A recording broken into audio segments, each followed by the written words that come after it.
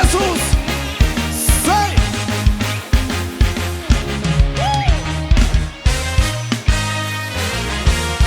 ከዚህ በላይ ናችሁ ወይ? ጩኸት ለጌታ። የእግዚአብሔር ቃል ለመስማት ሬዲ ናችሁ? ኦኬ። በእግሮቻችን በድጋሚ እንቆማለን። የእግዚአብሔርን ሰው እንቀበላለን። ከማጨብጨባችሁ በፊት ፓስተር መስፍን የዛሬ 20 ምናምን ዓመት 25 26 27 ዓመት አካባቢ ባይብል አርሚ ወይም ፌዝ አርሚ በሚባልበት ዘመን ከነቶሚ ጋር ቸርችን ከመሰረቱ መካከል አንዱ ነው። ከዛ ለትምህርት ሬማ ባይብል ኮሌጅ ሳውዝ አፍሪካ ሄደ። ከዛ በኋላ ደግሞ ወደ አሜሪካ ገባ። አሁን በአሜሪካ ቬጋስ ነው የሚኖረው። ሂዝ ኤ ቢዝነስማን አት ዘ ሴም ታይም ደግሞ ሂዝ ኤ ፓስተር። በጣም እሳት ያለበት ሰው ነው። ዛሬ ኃይለኛ ነገር ይለቅልናል። የእናንተ አቀባበል ይወስነዋል። አሁን እሱ ወደዚህ እንቀበለዋለን በጭብጨባ።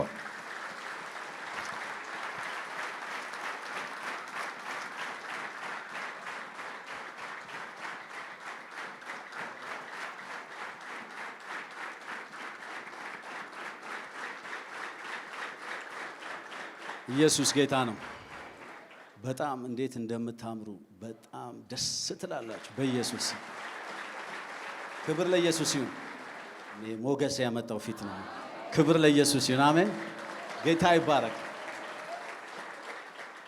ጎናችሁ ያለውን ይሄን ብላችሁት ነው የምትቀመጡት። አታውቀውም እንጂ በጣም የምትገርም ሰው ነሽ ተባባሉ። አብዛኞቻችሁ የምታውቁት ይመስለኛል፣ ግን በሉት በደንብ። ጌታ ይባረክ። ቁጭ በሉ። እግዚአብሔር ይባርካችሁ። አፖስትል ብዙ ድንጋይ ይወረወራል፣ ብዙ እንትን እንደጸና በቃ አብቦ ለምልሞ ያለ እግዚአብሔር ሰው ነው። ለኔ በጣም ወንድሜ ነው። በጣም ነው የምወደው ማከብረው። በጣም የሚገርም ሰው ነው። ብዙ ነገር ከእርጋታው ከአገልግሎቱ ብዙ ነገር ተምሬያለሁ። እግዚአብሔር እንዳንተ አይነትን ሰው በምድራችን ላይ ያብዛልን። ፖዚቲቭ ነው። በቃ ሁሌ አገልጋይ ሲነሳ ደስ ይለዋል። ቅናት የሚባል ነገር የለበትም። ክብር ለኢየሱስ ይሁን። አሜን። ኢየሱስ ጌታ ነው።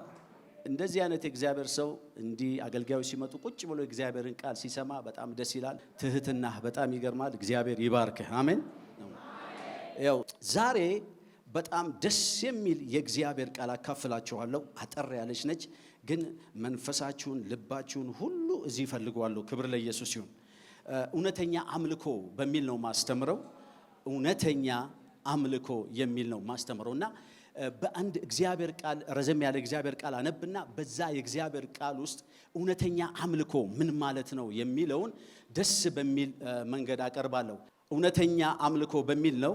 ዘፍጥረት ምዕራፍ 22 ከቁጥር 1 ጀምሮ ያለውን ክፍል አነብና ከዛ በኋላ ደግሞ ዮሐንስ ላይ አንድ ክፍል አንቤ ቀጥታ ወደ ሐሳቤ እሄዳለሁ ማለት ነው። ዘፍጥረት ምዕራፍ 22 ላይ እንዲህ ይላል ከቁጥር 1 ጀምሮ። ከእነዚህም ነገሮች በኋላ እግዚአብሔርም አብርሃምን ፈተነው እንዲህም አለው፣ አብርሃም ሆይ አለው። አብርሃምም እነሆ አለሁ አለው። የምትወደውን አንድ ልጅህን ይስሐቅን ይዘህ ወደ ሞሪያ ምድር ሂድ፣ እኔም በምነግርህ በአንድ ተራራ ላይ በዚያ መስዋዕት አድርገህ ሰዋው አለ። አብርሃምም በማለዳ ተነስቶ አህያውን ጫነ፣ ሁለቱንም ሌሎችን ልጁን ይስሐቅን ከእርሱ ጋር ወሰደ፣ እንጨትንም ለመስዋዕት ሰነጠቀ። ተነስቶም እግዚአብሔር ወዳለው ቦታ ሄደ። በሦስተኛውም ቀን አብርሃምን ዓይኑን አነሳና ቦታውን ከሩቅ አየ። አብርሃምም ሎሌዎቹና አላቸው፣ አህያውን ይዛችሁ ከዚህ ቆዩና እኔና ልጄ ወደዚያ እንሄዳለን፣ እንሰግዳለን፣ ወደ እናንተም እንመለሳለን። አብርሃምም የመስዋዕቱን እንጨት አንስቶ ለልጁ ለይስሐቅ አሸከመው። እርሱም እሳቱንና ቢላዋውን በእጁ ያዘ። ሁለቱም አብረው ሄዱ። ይስሐቅም አባቱን አብርሃምን ተናገረው። አባቴ ሆይ አለ። እርሱም እነሆኝ አለ። ልጄ አለው። እሳቱንና እንጨቱ ይህ አለ፣ የመስዋዕቱ በግ ግን ወዴት ነው አለ። የመስዋዕቱ በግ ግን ወዴት ነው አለ። አብርሃምም ልጄ ሆይ የመስዋዕቱን በግ እግዚአብሔር ያዘጋጃል አለው። አሜን። እስቲ በሉት፣ የመስዋዕቱን በግ እግዚአብሔር ያዘጋጃል በሉ። ሁለቱም አብረው ሄዱ። እግዚአብሔርም ወዳለው ቦታ ደረሱ። አብርሃምም በዚያ መሰዋን ሰራ፣ እንጨትንም ረበረበ፣ ልጁን ይስሐቅን አስሮ በመሰዋው በእንጨቱ ላይ ያጋደመው። አብርሃምም እጁን ዘረጋ፣ ልጁንም ያርድ ዘንድ ቢላዋ አነሳ። የእግዚአብሔር መልአክም ከሰማይ ጠራና አብርሃም አብርሃም አለው። እርሱም እነሆኝ አለ። እርሱም ብላቴናውን ላይ እጅህን አትዘርጋ፣ አንዳችም አታድርግበት፣ አንድ ልጅህን ለእኔ አልከለከልክምና እግዚአብሔርን የምትፈራ እንደሆን አሁን አውቄአለሁ አለ። አብርሃምም ዓይኑን አነሳ፣ በኋላውም እነሆ አንድ በግ በዱር ውስጥ ቀንዶቹ በዕፀ ሳቤቅ ተይዞ አየ። አብርሃምም ሄደ፣ በጉንም ወሰደ፣ በልጁም ፈንታ መስዋዕት አድርጎ ሰዋው። አብርሃምም ያንን ቦታ ያህዌ ርኢ ብሎ ጠራው። እስከ ዛሬም ድረስ በእግዚአብሔር ተራራ ይታያል ይባላል ይላል። እዛው ላይ እንዳላችሁ ዮሐንስ ወንጌል ምዕራፍ 4ን ታወጡልኝና ዮሐንስ ወንጌል ምዕራፍ 4 የዛች ሳምራዊቷን ታሪክ እናያለን። ሳምራዊቷን ታውቋታላችሁ። ኢየሱስ ክርስቶስ በሰማሪያ ወደ ሰማሪያ መሄድ ወደ ሰማሪያ ከተማ በገባ ጊዜ በውሃ ጉድጓድ ቁጭ ብሎ በደከመው ጊዜ ያችን ሳምራዊት አገኛት። ከዛ በኋላ እዚህ ላይ ያለውን ቃል ሰማሪያ ገብቶ ያለውን ቃል ታውቁታላችሁ። ውሃ ጠጪኝ አላት። እሷም ደግሞ እንዴት ውሃ ትጠይቀኛለህ በሚል አንዳንድ ጨዋታ ተጨዋወቱና ከዛ በኋላ ውሃ ጠጪኝ የሚልሽን ሰው ማን እንደሆነ ብታቂው አትከለኪውም ነበር ይላታል። ከዛ አንድ ሁለት እያሉ እያወሩ ኢየሱስም በመሃል ምን አላት? ሂጂና እስቲ ባልሽን ጠርተሽ ነይ አላት። ባልሽን ይዘሽ ነይ ሲላት እሷም ባል የለኝም አለችው። እርሱም ምን አላት? ኢየሱስም ሂጂና ባልሽን ጠርተሽ ነይ ወደዚህ ነይ አላት። ሴቲቱ መልሳ ባል የለኝም አለችው። ኢየሱስም ባል የለኝም፣ ባሎች ነበሩሽና መልካም ተናግረሻል፣ 5 ባሎች ነበሩሽና አሁን ካንቺ ጋር ያለው ባልሽ አይደለም፣ በዚህስ እውነት ተናገርሽ አላት። ሴቲቱ ጌታ ሆይ አንተ ነቢይ እንደሆንክ አሁን ያለው አባቶቻችን በዚህ ተራራ ሰገዱ፣ እናንተም ሰው ሊሰግድበት የሚገባው ስፍራ በኢየሩሳሌም ነው ትላላችሁ አለችው። ኢየሱስም እንዲህ አላት፣ አንቺ ሴት እመኚኝ፣ በዚህ ተራራ ወይንም በኢየሩሳሌም ለአብ የማይሰገድበት ጊዜ ይመጣል። እናንተስ ለማታውቁ ትሰግዳላችሁ፣ እኛ መዳን ከአይሁድ ነውና ለምናውቀው እንሰግዳለን አላት። ሃሌሉያ። ነገር ግን በእውነት የሚሰግዱለት ለአብ በመንፈስና በእውነት የሚሰግዱበት ጊዜ ይመጣል፣ አሁንም ሆኗል። አብ ሊሰግዱለት እንደነዚህ አይነቱን ያሉትን ይሻልና። እግዚአብሔር መንፈስ ነው። እግዚአብሔር መንፈስ ነው። የሚሰግዱለትም በመንፈስና በእውነት ሊሰግዱለት ያስፈልጋቸዋል። ሴቲቱም ክርስቶስ የሚባል መሲህ እንዲመጣ አውቃለሁ፣ እርሱ ሊመጣ ሁሉን ይነግረናል አለችው። ኢየሱስም የማናገርሽ እኔ እርሱ ነኝ አላት ይላል። ክብር ለኢየሱስ ይሁን። ይቺ ሰማራዊት ሴት በህይወት ግራ የተጋባች ሴት ነች። ግራ መጋባት ብቻ ሳይሆን የህይወት አቅጣጫ የጠፋባት ሴት ነች። በጣም በሚገርማችሁ ሁኔታ ህይወትን ሞክራ ብዙ ተጉዛ፣ ነገር ግን የህይወት ትርጉም ግራ የተጋባች፣ ግራ የጠፋባት፣ የኑሮ ትርጉም በኔ አመለካከት ግራ የተጋባች፣ ኑሮ የመረራት ይመስለኛል። ምክንያቱም እኔ መቼም በታሪክ 5 ጊዜ ፈቶ 5 ጊዜ ያገባ ሰው አላውቅም። ምናልባት አንዴ አይቻለሁ፣ 2 አይቻለሁ፣ 3 ብዙም አላየውም በማያምኑት ዘንድ። ነገር ግን 5 ጊዜ አግብታ 5 ጊዜ የፈታች ነች። ከዚህ በኋላ ምንም አይነት ህይወት ግራ ተጋብታ የተቀመጠች ሴት ነች። ነገር ግን ኢየሱስ እሷ ወዳለችበት ቦታ መጣና ቁጭ ብሎ ያቺ ሴት ውሃ ልትቀዳ በመጣች ጊዜ ነገር ስለነበረው ውሃ ጠጪኝ አላት። ነገር ግን ከሷ ጋር 1-2 እየተጨዋወቱ ያለ ታሪኳን ከነገራት በኋላ አንድ ከባድ ጥያቄ ጠየቀችው። ያ ጥያቄ ከእንደዚች አይነት ሴት የሚመጣ ጥያቄ አይደለም። እንደዚህ አይነት ጥያቄ የትውልድ ጥያቄ ወይንም ደግሞ የአዲስ ኪዳን አምልኮን መሰረት ያስያዘ ጥያቄ በዘመናት ለብዙ ሺህ ዓመት ኢየሱስ ክርስቶስ እስከሚመጣ ድረስ የሰው ልጆች ሊኖሩበት የሚገባ ከእግዚአብሔር ጋር ሊገናኙበት የሚገባ የአምልኮን መሰረትና የአምልኮን ፕላትፎርም የሆነ መልስን ይዛልን ከጌታ የሚመጣ ጥያቄ ነው የጠየቀችው። ስለዚህ ተራ ጥያቄ አይደለም። ምን ብላ ጠየቀችው? ኢየሱስ አለችው፣ አባቶቻችን እውነተኛ አምልኮ በዚህ ተራራ ነው ይላሉ አለች። እናንተ ደግሞ አይሁዶች አይደለም አምልኮ ማለት በዚህ ተራራ ሳይሆን በኢየሩሳሌም ነው ትላላችሁ። ስለዚህ እውነተኛ አምልኮ ምን ማለት ነው? እውነተኛ አምልኮ ቤት ነው የሚመለከው? እግዚአብሔርስ እንዴት ይመለካል? እግዚአብሔር የሚቀበለው አምልኮ የትኛውን አምልኮ ነው? እግዚአብሔር ደስ የሚያሰኘው አምልኮ ምን አይነት አምልኮ ነው? ወደ እግዚአብሔር ህልውና ውስጥ የሚያስገባው መንገድ የትኛው ነው? ከእግዚአብሔር ጋር ያለ እውነተኛ አምልኮ መተሻሸት ያለበት ከእግዚአብሔር ጋር በህልውናው መገናኘት ያለበት አምልኮ እንዴት አይነት አምልኮ ነው ብላ ጠየቀችው። በጣም የሚገርም ጥያቄ ነው። ኢየሱስ በጣም ጥሩ ጥያቄ ጠይቀሻል አላት። አንቺ እኮ ኃጢአተኛ ነሽ፣ እንደዚህ አይነት ጥያቄ አንቺ መጠየቅ አይገባሽም። ምክንያቱም 5 ባል ፈተሽ። ይሄ እኮ መጠየቅ ያለባቸው ፕሮፌሰሮች ናቸው። እንደዚህ አይነት ጥያቄ ከትልቅ ሰዎች የሚመጣ ጥያቄ ነው። ላንቺ የሚገባ ጥያቄ ነው አላላትም። ማንነቷን አልናቃትም። ታሪኳን አልናቀው። ኢየሱስ ክርስቶስ የሚያየው የትናንትና ታሪኳን ሳይሆን ከዚህ በኋላ የሚሆነውን ነገር ነው። ኧረ አሜን በሉ እስቲ አንዴ። በየትኛውም ሁኔታ የመጣችሁ ሰዎች ከመግባታችሁ በፊት ያለው ነገር ያበቃ ነው። ከዚህ በኋላ ያለው ነገር ነው የሚያስደንቀው። ቅድም አፖስትል ሲናገር እንደመጣችሁ ሆናችሁ አትመለሱም ብሏል። ዛሬ የእግዚአብሔር ቃል ይነካችኋል፣ ታሪካችሁ ይቀየራል። ኧረ አሜን በሉ አንድ ጊዜ። ስለዚህ አናቃትም። ስለዚህ ምንም ነገር አላላትም። አንቺ ታናሽ ሴት፣ አንቺ ኃጢአተኛ፣ በመጀመሪያ ህይወትሽ ይታደስ፣ በመጀመሪያ ላይፍሽ ይቀየር፣ በመጀመሪያ ታሪክሽ ይቀየር። አንቺን ብሎ ጠያቂ መጀመሪያ ተቀደሺ፣ መጀመሪያ እንዲሆኝ አላለም። ሃይማኖተኛ አይደለም። ሃይማኖተኛ ቢሆን ማዕት መስፈርት አለው። መጀመሪያ ተጠመቅ ይላል፣ መጀመሪያ ተኛ ይላል፣ መጀመሪያ ተነስ ይላል፣ መጀመሪያ በዛ ጋር ሂድ ይላል፣ መጀመሪያ በዚህ ጋር መጣ ይላል። ከየት እንደሚያመጡትም አላውቅም። የኛ ጌታ ግን ሃይማኖተኛ አይደለም። የእውነት ጌታ ነው። በማናቸውም ሁኔታ ውስጥ ብትሆን ይወድሃል። እርሱ የሚያስጨንቀው የትላንትናው ነገር አይደለም። የሚመጣው ታላቅነት ነገር እግዚአብሔር በሱ እጅ ላይ ነው። በጣም ይገርማችኋል። አልናቃትም። ነገር ግን እንደዚህ አላት። ስሚኝ አላት። የታሪክ መልስ ልስጥሽ አላት።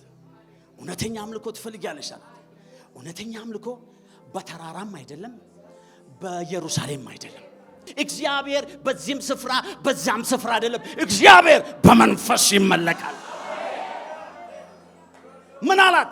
እውነተኛ አምልኮ በመንፈስና በምንድነው አላት? በእውነት ነው። እግዚአብሔር የሚቀበለው የቦታን አምልኮ አይደለም ማለት። እግዚአብሔር የሚቀበለው የሥርዓት አምልኮ አይደለም ማለት። እግዚአብሔር የሚቀበለው የአክሽን አምልኮ አይደለም ማለት። እግዚአብሔር የሚቀበለው የከሌን መዝሙር ስለዘመርክ አይደለም ማለት። እግዚአብሔር የሚቀበለው ይሄ ልምድና ሥርዓት አይደለም ማለት። ለዚህ ነው ቅድም ስናመልክ በቃል ቃቃተኝ። ክብር ለኢየሱስ ይሁን። ከብዙ ጊዜ በኋላ እንደዚህ አይነት አምልኮ አላየሁም ነበር። ክብር ለኢየሱስ ይሁን። ድሮ ፌዛርም እያለን የምናመልከው አምልኮ ነበር። በቃ ነካካኝ። ክብር ለኢየሱስ ይሁን። መወዛወዝ አማረኝ። ክብር ለኢየሱስ ይሁን። ደግሞ የመጣሁበት አካባቢ ውዝዋዜ ብዙም አይወዱም። ሊይዘኝ ፈለገ፣ ነገር ግን ጣስኩት። ክብር ለኢየሱስ ይሁን። መንፈስ ሲመጣ ሰውነት ይንቀሳቀሳል። ኢየሱስ ጌታ ነው። በመንፈስ የሆነ በእውነት የሆነ አምልኮ እግዚአብሔርን ምን ያደርጋል አለ? ያስደስታል። እግዚአብሔር የሥርዓት አምላክ አይደለም፣ የወግ አምላክ አይደለም። ሃይማኖት የመጨረሻ አስጠሊታ ነገር ነው። ልነግራችሁ አልችልም። በጣም ነው የምጸየፈው። እግዚአብሔር የሚወደው ከሥርዓት የሆነ ከወግ ከደንብ የሆነ ሳይሆን ከመንፈስ የሆነ በመንፈስና በሆነ እውነትም የአዲስ ኪዳን ሕይወት እኮ በመንፈስ የሚሆነ እውነትም ብዙ በመንፈስ ያለን አምልኮ በጣም ማስተማር ይችላል። ነገር ግን በጥቂት በአብርሃም ሕይወት ላይ ላሳያችሁ። ጥቂት ብዙም አልወስድባችሁ። አብርሃም ሕይወት ላይ እንዴት አምልኮ የመንፈስና የእውነት አምልኮ አንድ ላይ እንዴት እንደተቀናጁ ላሳያችሁ። በጣም ይገርማል። ዘፍጥረት ምዕራፍ 22 ላይ ባሳያችሁ ባነበብኩላችሁ ቦታ ላይ በደንብ ስሙኝ። እዚህ ቦታ ላይ ትልቅ ነገር ተከውኗል። እግዚአብሔር አብርሃምን እንደዚህ ያለው፣ ልጄ ሆይ አለው። አብርሃምም አቤት አለ። አሁን ከዚህ በፊት በተለማመድከው አምልኮ እንድታመልከኝ አልፈልግም አለው። ያሁኑ አምልኮ ለየት ያለ አምልኮ ነው አለው።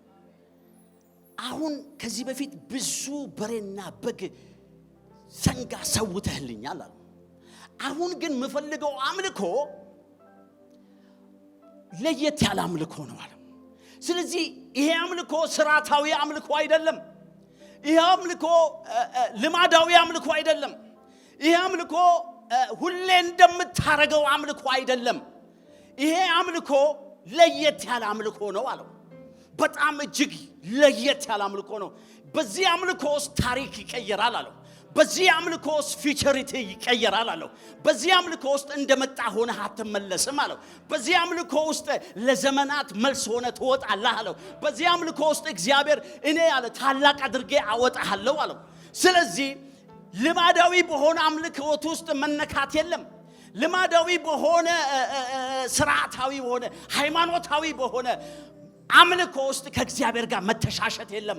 ቆንጆ ዝማሬ ዘምረ ትወጣለህ፣ ቆንጆ ጭብጨባ ጨብጭበ ትወጣለህ፣ ቆንጆ ውዝዋዜ ተወዛውዘ ትወጣለህ። ነገር ግን እግዚአብሔር በሚፈልገው አምልኮ ግን ከዚህ ይለያል። ለየት ያለ ነው።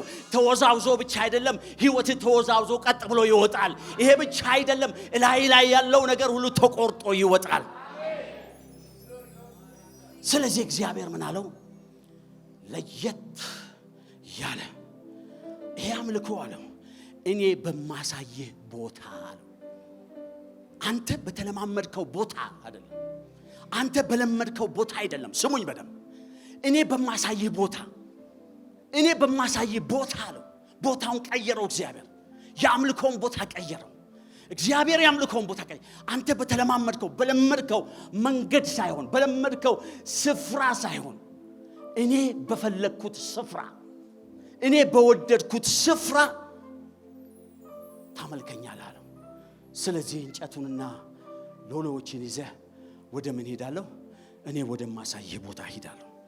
እሱ ብቻ አይደለም፣ መስዋዕትህ አለው እኔ የምፈልገውን መስዋዕት ነው አለ። የተለመደውን ስርዓታዊውን መስዋዕት ሳይሆን፣ ፍየል አይደለም፣ በግ አይደለም፣ ዶሮ አይደለም፣ እኔ የምፈልገውን መስዋዕት።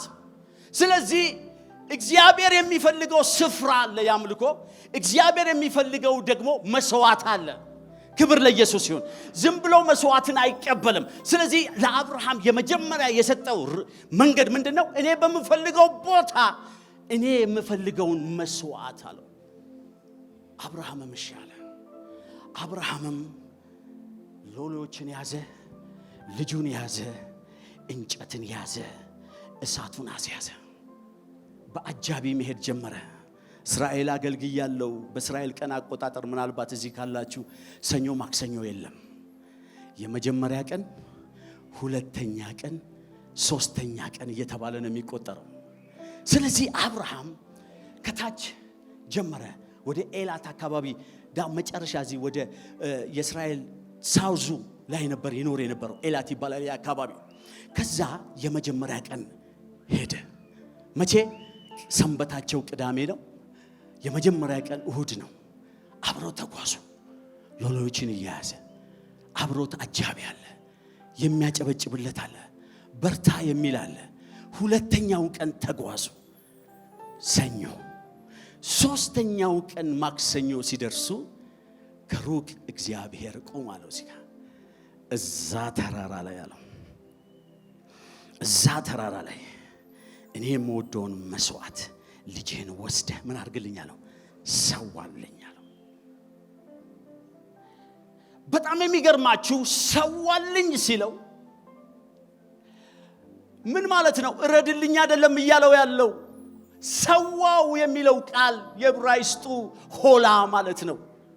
ሆላ ማለት ወደ እንግሊዘኛው ስናመጣው ሆላኮስት ማለት ነው። ሆላኮስት ማለት ደግሞ consuming with fire ማለት ነው። ልጅህን ወስደህ እኔ በማሳይህ ቦታ ላይ አንድደህ አቃጥለህ ምን አድርገው አለው? አመድ አድርገው አለው። ሰዋው አይደለም፣ አመድ አድርግልኝ አለው። አንድደው ሆላ አድርገው በሳት አንድድና አመድ አድርግልኝ አለው። አብርሃም አልተጠራጠረም። ነገር ግን የዕብራዊ ጸሐፊ በመንፈስ ቅዱስ ምሪት ዘመናትን በመንፈስ ቅዱስ የፊት ብቻ አይደለም የሚታየው፣ በመንፈስ ቅዱስ የኋላም ይታያል። እስቲ አሜን በሉ አንድ ጊዜ እንዲህ በሉ፣ በመንፈስ ቅዱስ በሉ። የፊት ብቻ ሳይሆን በሉ የኋላ ይታያል። አብርሃምን ልቡን መረመረው። በእግዚአብሔር መንፈስ ሆኖ የአብርሃምን ልብ ሲያየው የዕብራዊ ጻፊም አብርሃም የእምነት ሰው ነው አለ። አብርሃም እምነቱ ከፍተኛ ነው አለ። ምን አይነት እምነት አለው? አብርሃም እግዚአብሔር ያዘዘኝ ይስሐቅን ወስጄ ሆላ ባረገው አመድ ባረገው አለ። አመዱን ሰብስቦ አለ ዳግም ይስሐቅን ምን ያደርገዋል? ይፈጥረዋል የሚል እምነት ነበረው ይላል። የት ነው የምሰብከው? ኧረ አሜን በሉኝ አንድ ጊዜ። ኧረ አሜን በሉኝ አንድ ጊዜ። እምነት ማለት ይሄ ነው። እምነት ማለት ስለ ዳቦና ስለ እንጀራ ብቻ ማመን አይደለም። እውነተኛ እምነት የሞተን ነገር አመድ የሆነን ነገር እግዚአብሔር ሰብስቦ ዳግም ይስሐቅን ምን ያርገዋል አለ? ይፈጥረዋል። እስቲ የኔ ነገር ይፈጠራል በሉ እስቲ። አላመናችሁም? የኔ ነገር በሉ፣ ዳግም በሉ፣ ይፈጠራል በሉ። መፍጠር የሚችል እግዚአብሔር ብቻ ነው። ሰይጣን ኮፒ ነው፣ እግዚአብሔር ይፈጥራል። አብርሃም እምነት ነበረው። ምን የሞተው የበሰበሰው አመድ የሆነውን ነገር ዳግም አለ አመዱን ሰብስቦ እግዚአብሔር ልጄን ምን ያደርገዋል? ዳግም ያቆመዋል አለ። ዋው! ያንቺ ነገርማ ትንሽ ነገር እኮ ነው። ያንተ ነገርማ ትንሽ ነገር። የትኛው ነው? የኑሮ ጉዳይ ነው? የጤንነት ነው? ምንድን ነው? የቱ ነው? እምነት ምኑ ጋር ነው? እምነት እኮ ይሄ ነው። እምነት ደስ ይላል። ክብር ለኢየሱስ። ይኸውላችሁ እምነት ማለት እግዚአብሔርን ስትታመኑት ለትንሽ ነገር አትታመኑት። እግዚአብሔርን ስታዩት ለትንሽ ነገር አትታመኑት። እግዚአብሔርን ስታስቡት ለትንሽ ነገር አታስቡት። እኛም እዚህም አይደለም አሜሪካም ሰው መጥተው ምንድነው እንደው እግዚአብሔር ነርስ ቢያር ነርስ ብቻ እንዴት እንታመነዋለን? ትንሽ ነገር ለምን እንታመነዋለን? ታክሲ ለመንዳት ለምን ትታመነዋለን? አረ በኢየሱስ ስም። አረ የት ነው የምሰብከው? አንድ ሰው አሜን ይበለኝ። አረ ኒው ክሬሽን አሜን በሉ አንድ ጊዜ። እግዚአብሔርን ለትንሽ ነገር አይደለም የምንታመነው። አመድን ሰብስቦ አባታችን ይስሐቅን ይፈጥራል ካለ እኛ ምን ያህል። ክብር ለኢየሱስ። ስለዚህ አብርሃም እንዲህ አይነት ምን ነበረው ይላል? እምነት ነበረው ይላል። አሁን እግዚአብሔር ሶስተኛው ቀን ከተጓዙ በኋላ ልክ ያ ተራራ ታምረኛ ተራራ ነው እነግራቸዋለሁ። እዛ ተራራውን ሲያይ እዛ ጋ ነው አለው። የቱ ጋ ነው? እዛ ጋ። እሺ አለ። አሁን ከኔ ጋር ያላችሁ አጃቢዎች ሁሉ ምን በሉ አለ? እዚህ ጋር ቅሩ አለ። ለምን? እግዚአብሔር ወዳለበት ተራራ፣ እግዚአብሔር ወደሚገኝበት ተራራ። አረ ማን ነው የሚያግዘኝ? እግዚአብሔር ወደሚኖርበት በሉት እስቲ። እግዚአብሔር ወደሚገኝበት እግዚአብሔር ወዳለበት አይሰማም ድምጻችሁ? እግዚአብሔር ህልውና ወዳለበት እግዚአብሔር ወደሚጎበኘን ሲወጣ ከአጃቢ ጋር አይወጣም። ከአጃቢ ጋር አይወጣም። አረ የት ነው የምሰብከው? አረ የት ነው የምሰብከው? ከአጃቢ ጋር አይወጣም። አጃቢ ተይዞ አይወጣም። እነ በቀለ አብሮ አይወጡም። እነ አስካለች አብሮ አይወጡም። ችግር አብሮ አይወጣም። ግራ መጋባት አብሮ አይወጣም። እግዚአብሔር ወዳለበት ተራራ አምልኮህና አንተ ብቻ ነው የምትወጣው። መስዋዕትህና አንተ ብቻ ትወጣላችሁ። እግዚአብሔር ወዳለበት ተራራ ቅራቅንቦ ተይዞ አይወጣም። ችግር ተይዞ አይወጣም። እኔ ወደኩኝ፣ እኔ ግራ ገባኝ ተይዞ አይወጣም። እግዚአብሔር ወዳለበት ተራራ ብዙ ነገርን ቆም ማለት አለብን። ኃጢአትን ቁም በሉ እስቲ። ኃጢአትን፣ ግራ መጋባት፣ ኃጢአት፣ ተንኮል፣ ውድቀት፣ የበታችነት ስሜት ቁም አላቸው። እስከ ዛሬ አብረኸኝ ወጣል። እስከ ዛሬ ሃይማኖት ባለበት ቦታ ላይ ለአምልኮ አብረኸኝ ወጣል። አሁን ታሪክ የሚቀየርበት ተራራ ነው። እግዚአብሔር ያለበት ተራራ ነው። ነገር የሚለወጥበት ተራራ ነው። ሰው ኒው ክሬሽን ሆኖ የሚወጣበት ተራራ ነው። አዲስ ፍጡር ሆኖ የሚወጣበት ተራራ ነው። ከእግዚአብሔር ጋር መተሻሸት ያለበት ተራራ ነው። እግዚአብሔርን አይቶ ሰው የሚቆምበት ተራራ ያ ኃያል ተራራ ነው። ጴጥሮስን ጳውሎስን ጴጥሮስ ዮሐንስን በጣም ያስደነገጠ ተራራ ጌታ ሆይ ያሉት ወደ ህልውናው ሲገቡ ጌታ ሆይ ብድግ ሲሉ አካባቢው ተቀይሯል። ብድግ ሲሉ ሁኔታው ተቀይሯል። የበፊቱ ተራራ አይደለ እንዴ?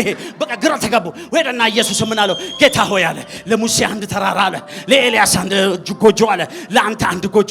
እኛ ግድ የለም ድንጋዩ ላይ እንተኛለናል። ይሄንን የምትኖርበትን ዓለም የሚያስንቅ ያለህበትን ዓለም የሚያስረሳ ረየት ነው የምሰብከው። ነገርን ሁሉ የሚያስረሳ እግዚአብሔር ያለበት ተራራ የአምልኮ ተራራ።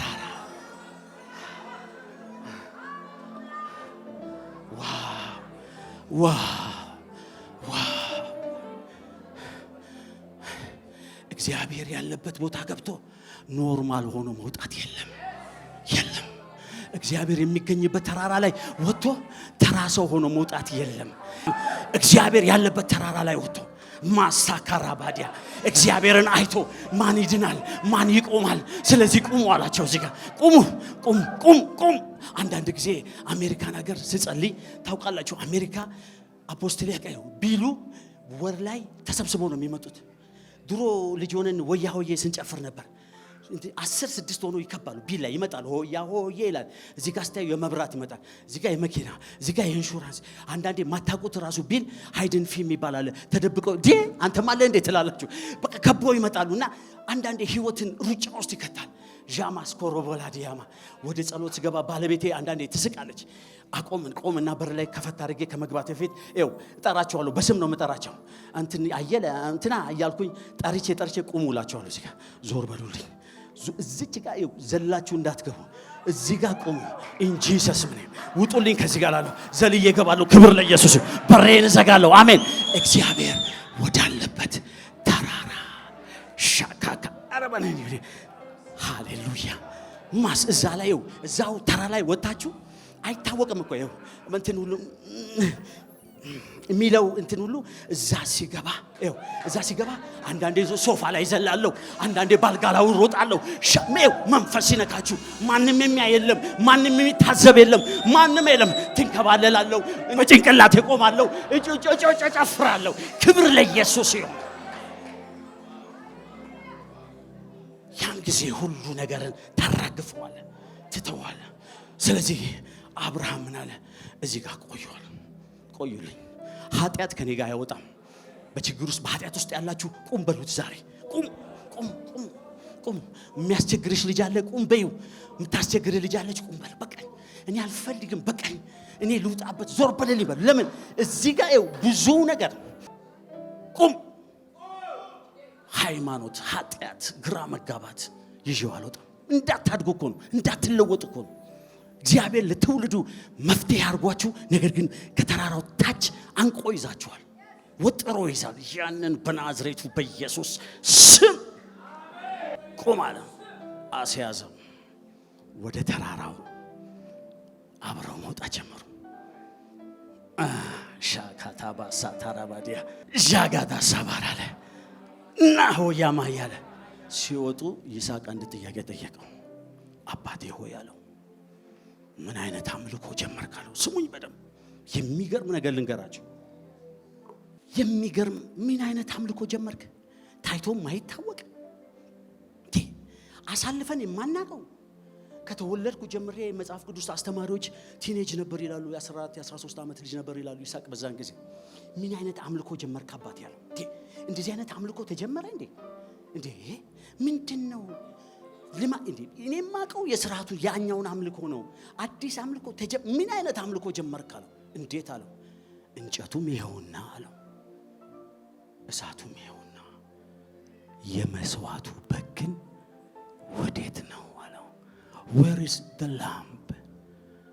አምልኮ እኮ ያለ መስዋዕት በግ አይሆንም። አምልኮ እኮ ያለ እውነተኛ በግ አይሆንም። አምልኮ ያለ እውነት አይሆንም። በምሪት መጣ፣ በመንፈስ ምሪት መጣ፣ ታዘህ መጣ። እሺ በዛ ነው አልከን። እሺ ግን አምልኮ እውነትና መንፈስ ነው። መንፈስና እውነት ነው። ምሪቱ የመንፈሱ አለ፣ እውነቱ ግን የት አለ? Where is the lamb? በጉ የት አለ? ምን አይነት አምልኮ ነው? በግ ከሌለ እንዴት አምልኮ አለ? እውነተኛ በግ ከሌለ እንዴት አምልኮ አለ? የትኛውም ሃይማኖት ይሁን ቡዲስቲዝም፣ ኔሽንቲዝም፣ ኮንፊውዥን ጥሩልኝ፣ ሃይማኖትን ጠቅላላ ሰብስባችሁ እውነተኛ አምልኮ እግዚአብሔር የሚቀበለው ያለ እውነት አምልኮ እግዚአብሔርን አይቀበልም። ያለ እውነተኛ በግ እግዚአብሔር አይቀበልም። Where is the lamb? የታለ በጉ? ይሄ በሞሪያ ተራራ ላይ የተጠየቀው ጥያቄ እያስተጋባ በማይነር ፕሮፌቶች ውስጥ ገባ፣ እያስተጋባ በሜጀር ፕሮፌቶች ውስጥ ገባ። ዌር ኢዝ ዘ ላም? ፍየል ያርዳሉ፣ በግ ያርዳሉ፣ ያቃጥላሉ። ነገር ግን በጉ የታል? አንደኛ ጴጥሮስ ላይ ተናገረ። ያለኛ ፍጹማን አልነበሩም፣ መቼ እንደሚሆን እያዩ በቃ ይመረምሩ ነበር። ዌር ኢዝ ዘ ላም? ድንግል ትጸንሳለች፣ ወንድ ልጅን ትወልዳለች፣ ስሙንም አማኑኤል ይሉታል። ትንቢት ይናገሩ ጀንበር፣ በግ እያረዱ ነገር ግን ሙሉአን አልነበሩም። ዌር ኢዝ ዘ ላም? ይስሐቅ የጠየቀውን ጥያቄ ያስተጋቡ ጀንበር። ዌር ኢዝ ዘ ላም? እውነተኛ አምልኮ ያለ እውነት የለም። እውነተኛ አምልኮ ያለ ኢየሱስ የለም። እውነትም በግ ቢታረድ ብዙ መስዋዕት ቢመጣም ኢየሱስ ከሌለ እውነተኛ አምልኮ የለም። ያስተጋባ ጀመር። አንዴ በዮርዳኖስ ዋዶ ውሃ ጥምቀት እያከናወነ መጥምቁ ዮሐንስ ይስሐቅ ይጠይቅ የነበረውን ጥያቄ፣ ይስሐቅ በሞሪያ ተራራ ላይ የጠየቀውን ጥያቄ ዮሐንስ ቆመና ምን አለ? እውነተኛ የእግዚአብሔር በሉት እስቲ በሉት እንደገና እውነተኛ በሉ የእግዚአብሔር በግ እሱ ነው አለ። ለዘመናት የተጠየቀውን ጥያቄ መጥምቁ ዮሐንስ ከነቢያቶች ሁሉ የሚበልጠው በዮርዳኖስ ማዶ ምን አደረገው? ተናገረው። አብርሃም ግን እንደዚህ ያለው፣ እየጨረስኩ ነው። አብርሃም እንደዚህ ያለው፣ ልጄ ሆይ ያለው የመስዋዕቱን በግ እግዚአብሔር ያዘጋጃል። በቃ የእምነት ሰው ነው አብርሃም፣ እምነት። ስለዚህ እግዚአብሔር ያዘጋጃል አለ። አብርሃምም ወደ ላይ ወሰደው፣ ልጁንም ምን አደረገ? ረብራብ ሰራ፣ እንጨትንም ረበረበና ልጁን ምን አደረገው ይላል? አስተኛው። ልጅ ያለው ሰው ይገባዋል። አካደመው። ለምን? አብርሃም በእግዚአብሔር ክርክር አያውቅም። የእምነት ሰው ነው። ጨካኝ ነው። በእንደዚህ አይነት አሁን ባለንበት ትውልድ መሃል ጭካኔ ያስፈልጋል። እግዚአብሔር የሚያየውን ለማየት ጭካኔ ያስፈልጋል። እምነት ያስፈልጋል። ዝም ብሎ ተፈጥሯዊ ሰው ብትሉት ከየት አምጥቶ ያየዋል? ምንም የሚያየው ነገር ኮረኮንች ነው የሚያየው። ተፈጥሯዊ ሰው እኮ ምንም ማየት አይችልም። ሃይማኖተኛ ማለት እኮ ተፈጥሯዊ ሰው ነው። ምንም የሚያየው ነገር የለም። በእምነት የሚራመዱና የሚሄዱ ግን ነገን ያያሉ። ስለዚህ ረበረበውና ልክ ሊያርደው ሲል እግዚአብሔር በመላኩ ምን አለው? አቁም አለው። አታርጋለው። እዚች ላይ አንድ ጥያቄ ልጠይቃችሁ፣ በደንብ መልሱልኝ። ሐሳባችሁን ሰብስባችሁ በደንብ ስማ በሉልኝ። ጎናችሁ ያውላችሁ። እንዲህ ከሆነ ተራራው ምትሃት ነው ወይስ እውነት ነው? አብርሃም የወጣበት ተራራ ምትሃት ነው ወይስ እውነት ነው? ተራራው እውነት ነው? እውነት አይደለም? እውነት ነው። ምትሃት ነው? ምክንያቱም አብዛኛው እኛ ሀገራችን ምትሃት እንወዳለንና ምትሃት ነው የሚመስል። ምትሃት አይደለም፣ እውነት ነው። ያ ተራራ ምን እንደሆነ ታውቃላችሁ? እኔ እጄ ጎብኝቼዋለሁ። ዳዊት መጣና ከበበውና አብርሃም መስዋዕት አረገበት። ዳዊት መጣና ከበበውና ምን አለው? አምባይቱ ጽዮን አለው። ከዛ ቀጥሎ ምን ሆነ? ኢየሩሳሌም እንትና መጣና ሰለሞን መጣና ምን አደረገው? መሰዊያ እንትኑን ሰራበት፣ ቤተ መቅደሱን። ያ ተራራ ኢየሩሳሌም ተባለ። አሁን ደግሞ አሮጌው ኢየሩሳሌም ተባለ እና በግንብ የተከበበው በጣም የሚገርማችሁ ኢየሱስ ክርስቶስ የተሰቀለበት ቦታ ነው። ይውላችሁ እግዚአብሔር እንዴት ታሪክን አያችሁ። የምናመልከው አምላክ የንግግር አምላክ ብቻ ሳይሆን የታሪክ አምላክ ነው። ባባባባ ይው አምላካችን የቃላት አምላክ ብቻ ሳይሆን የታሪክ አምላክ ነው። ደስ ሲል እና ተራራው እውነት ነው። እሺ ተራራው ምትሃት ካልሆነ ዕፀ ሳቤቁስ አስማት ነው? ምን ነው? አስማት ነው ወይ? ዕፀ ሳቤቁ ምንድነው? እውነት ነው። ዕፀ ሳቤቁ እውነት ከሆነ ምናልባት ከ3 ወር በፊት በቅሏል። በጉ ምትሃት ነው ወይስ እውነተኛ በግ ነው? አይሰማም። አንድ ሰው በፈቃደኝነት ወንድሜና እስቲ እሱ በጣም ነው መወደ እሱ ጋር ሆነልኝ እዛ ጋር። አሁን እንዲህ ከሆነ አብርሃም መስዋዕቱን ይዞ ከኔ ጋር እኩል ትወጣለህ። በደንብ ፈታ ብላ እጅን ልቀቀውና ፈታ ወደዚህ ዙር። ክብር ለኢየሱስ ይሁን። አንተ መልአክ ነህ፣ በጉን ይዘኸዋል። አብርሃም እኩል ነው የምንወጣው፣ ቀድመኝ እንዳትወጣ። አብርሃም እግዚአብሔርን በመታዘዝ በዛ ከባድ በሆነ የህይወት ጎዳና፣ አስጨናቂ በሆነ የህይወት ጎዳና አንድ ተራራውን ሲወጣ መልአኩ ደግሞ እግዚአብሔር ቶሎ በል ብሎ መልስ የሆነውን ድልብ ያለውን በጋስ ይዞ አንድ ተራራ አብሮ ይወጣል። አሁንም አብርሃም ምንም እምነት ቢኖረው እንደ ሰው ኢየሱስም ተጨነቀ ይላል። ልጁን የሚወደውን በትውልድ ይጠራልኛል የሚለውን ልጁን እሱን ይዞ ጥያቄ ቢኖረውም ሐሳብ ቢኖረውም እግዚአብሔርን አምኖ በሚያስቸግረው የህይወት ተራራ ክፍል አንድ ተራራ ሲወጣ እግዚአብሔር እሱን ያይና ደግሞ መልአኩን አንድ የደለበ በጋስ ይዞ ምን ያደርገዋል? አብረው ይወጣሉ። አብርሃም በዛኛው የህይወቱ ተራራ ላይ ምን እየተደረገ እንደሆነ አያውቅም።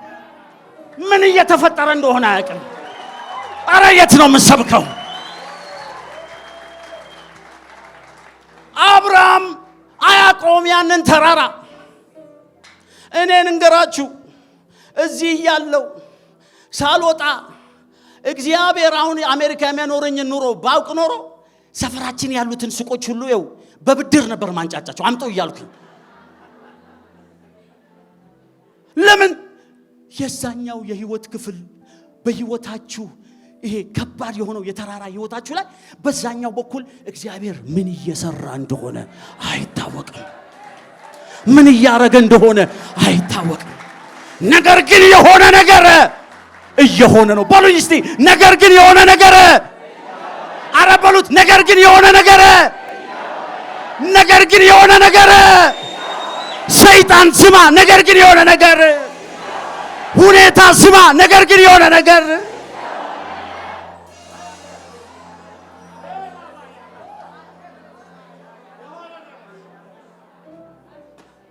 እኔ የሚታየኝ ይሄ ተራራ ነው። እኔ የሚታየኝ አሁን ያለሁበት ነገር ነው። ነገር ግን እግዚአብሔር የሆነ ነገር እየሆነ ነው። አረጆቻችሁ እንደዚህ አድርጉና የሆነ ነገር እየሆነ ነው በሉ።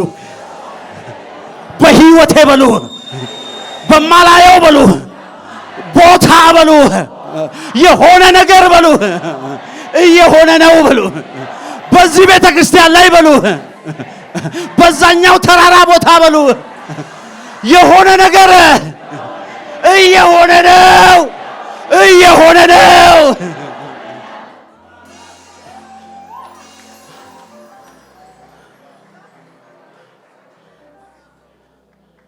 የእምነት ሰዎች አንዳንዴ ያዩታል። የእምነት ሰዎች አንዳንዴ ምን ያደርጉታል? ያዩታል። እንዲህ ይላሉ፣ እኔ እንዲሆናለሁ ይላሉ።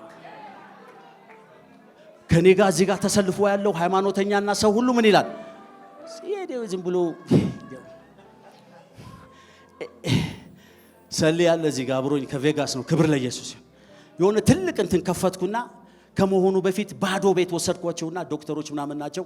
ይሄው እዚህ ጋር እንደዚህ ይሆናል፣ እዚህ ጋር እንደዚህ ይሆናል፣ እዚህ ጋር ማሽኖቹ ይደረደራሉ፣ እዚህ ጋር ይቆማል፣ እዚህ ጋር እንትን ይሆናል ይላል። የለም እኮ ባንክ ብር ባንኬ ውስጥ ምንም የለም እኮ። ግን በቃ እምነት እኮ ይሄ ነው። ይሆናል። እኔ እዛ ጋር ያለውን አይቼው ነው ይሆናል ይሆናል ይሆናል ስላችሁ። ልክ የምርቃት ቀን ዶክተሩን አንዱ ከተሰበሰ አንዱ ዶክተር ጠራ፣ መርቅ አልኩት። እኔ እኮ አለኝ ሰባኪ ስለሆንክ ሞቅ ማረግ ትወዳለህና እያሟሟከን እኮ መስሎኝ ነው አለ። እያሟሟኩ አይደለም አለ። ክብር ለኢየሱስ ይሁን፣ ክብር ለኢየሱስ ይሁን፣ ክብር ለኢየሱስ ይሁን፣ ክብር ለኢየሱስ ይሁን። የእምነት ሰው ምን ያደርጋል? ይወጣል በሉ እስቲ አንዴ። የእምነት ሰው ይወጣል በሉ። የእምነት ሰው ይወጣል፣ ይወጣል በሉ እስቲ። አይመለስም በሉት እስቲ። ወደ ኋላ አይም በሉ እስቲ። ወደፊት በሉት። ይወጣል። ኧረ አይሰማም። ይወጣል። ዋው!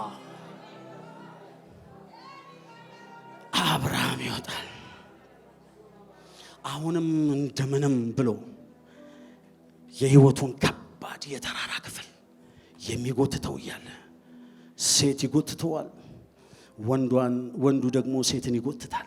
አንተ እኮ ብሎ ይሉታል። ያንተ አምላክ ስንት ጴንጤ የሆነ ዘመንን ምን ሆነልህ ይላል። አንተ ብሎ ይላል። እየፎከርክ ስንት ጊዜ በእምነት እያልክ ተናግረ አንድ ነገር ጠባል አለም ይለዋል። አንተ ቢቀርብ አይሻልም ይላል። ዝም በል አንተ ብቻ በእምነት አብርሃም አንደኛውን ተራራ ውጣ እስቲ። ክብር ለኢየሱስ። የሚያደናቅፍ ብዙ ነገር አለ። የሚያስቸግር ብዙ ነገር አለ። ሟርት አለ። ሃይማኖተኛው አለ። ይጎትታል፣ ይይዛል፣ በወሬ በተለያየ ነገር። አብርሃም እዛ ጋር ቁሙ ብሏቸው ስለመጣ አሁንም በእምነት ምን አደረገ? ወጣ። አረ የወጣው ነው። መጨረሻው ላይ ሊደርስ ነው። ዣአጎስ ማዕራባ ዲያማስ እግዚአብሔርን በመታዘዝ በታማኝነት እግዚአብሔርን በመፍራት በእምነት ምን በሚል እምነት የማመልከው አምላክ አያሳፍረኝም። የማመልከውን አምላክ አውቀዋለሁ። የኔ ነገር በዜሮ አይዘጋም። የኔ ነገር በዜሮ አይጠናቀቅም። ሟርተኛ ተነሳ፣ ወሬኛ ተነሳ፣ የኔ ነገር አይቆምም። አብባለሁ፣ እወጣለሁ፣ እወርሳለሁ። አሁንም በእምነት ወጣ።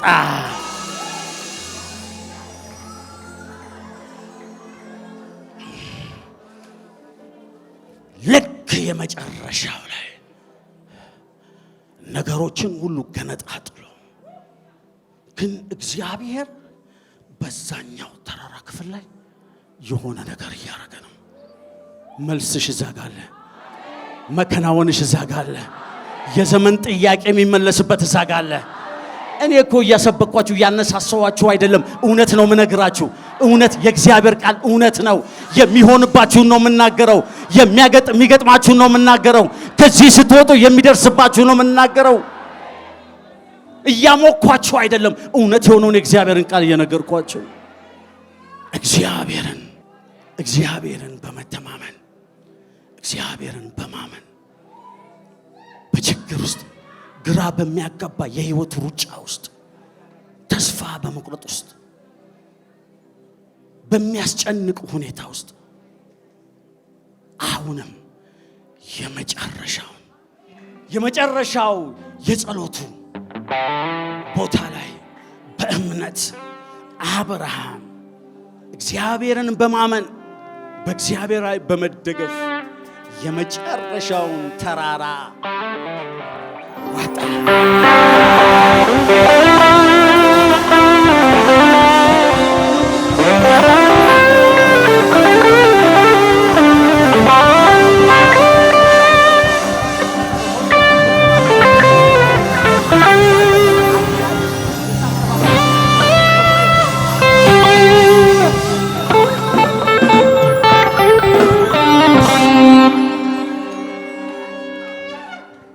እግዚአብሔር አብርሃምና የአብርሃም መልስ ምን አደረጉ አለ? ተገናኙ። ልክ ሲገናኙ እግዚአብሔር እንደዚህ ያለው እኔን እንደምትወደኝ እኔን እንደምትሰማኝ አይቻለሁ፣ ተመልክቻለሁ አለ። ስለዚህ አለ አንተ ልጅህን ለእኔ አትሰዋም አለ። እኔ ግን አለ ስለ አንተና ስለ ልጆች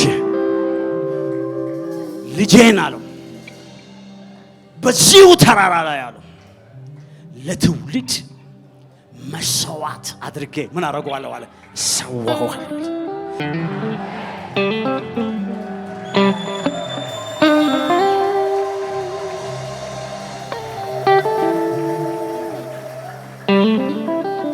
ኢየሱስ እንደዚህ አለ በዮሐንስ ወንጌል ምዕራፍ 8 ላይ አብርሃም አለ ቀኔን ያይ ዘንድ ፈለገ፣ አሰበ። ቀኔንም ምን አደረገ አለ ከዛስ አለ ተደሰተ ይላል።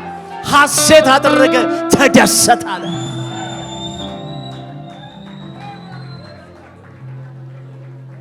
አንተ እየተንቀጠቀጥክ እኔን አምነኸኝ ልጅህን ልትሰዋ ወደ ተራራው ስትወጣ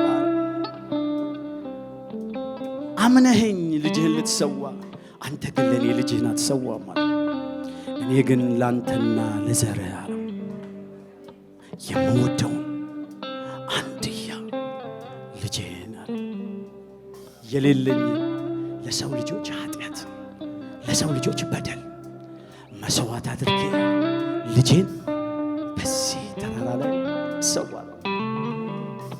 ዛሬ አብርሃም ከመጣ ከ2000 ዓመት አካባቢ ኢየሱስ ክርስቶስ በዛው እግዚአብሔር ለአብርሃም ባሳየው ቦታ ላይ በዛችው ተራራ ላይ አምባይቱ ጽዮን የተባለችው ኢየሩሳሌም የተባለችው በዛው ተራራዋ ላይ ኢየሱስ ክርስቶስ ከግቢ ውጪ መስዋዕት አድርጎ ለሰው ልጆች ኃጢአት ለአንድና ለመጨረሻ ጊዜ ተሰዋ።